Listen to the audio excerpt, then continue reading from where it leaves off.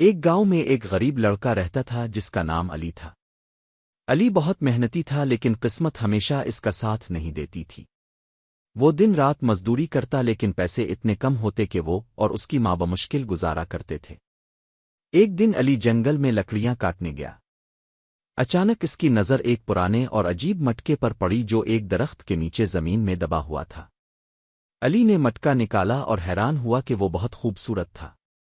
جیسے ہی اس نے مٹکے کو صاف کیا اچانک ایک روشنی نکلی اور ایک جن ظاہر ہوا۔ جن نے کہا، علی، میں جادوئی مٹکے کا جن ہوں۔ جو بھی تم اس مٹکے میں ڈالو گے وہ دگنا ہو کر واپس آئے گا، لیکن یاد رکھنا لالچ نہ کرنا ورنہ نقصان ہوگا۔ علی بہت خوش ہوا اور گھر لوٹ کر ماں کو ساری بات بتائی۔ اگلے دن علی نے مٹکے میں ایک روٹی ڈالی تو 2 روٹیاں نکل آئیں۔ علی اور اس کی ماں خوش ہو گئے اور روز مرہ کی ضروریات مٹکے کی مدد سے پوری کرنے لگے۔ گاؤں کے لوگ علی کی خوشحالی دیکھ کر حیران تھے۔ ایک دن گاؤں کے ایک لالچی آدمی نے علی کے گھر آ کر مٹکے کا راز جان لیا۔ اس نے مٹکا چرا لیا اور اس میں سونا ڈالنا شروع کر دیا، لیکن لالچ کے مارے وہ مٹکے میں خود کود گیا تاکہ زیادہ سونا لے سکے۔ مٹکا بند ہو گیا اور لالچی آدمی غائب ہو گیا۔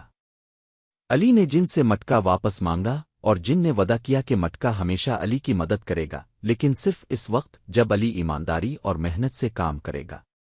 یوں علی اور اس کی ماں خوشی خوشی رہنے لگے اور انہوں نے کبھی لالچ نہیں کیا۔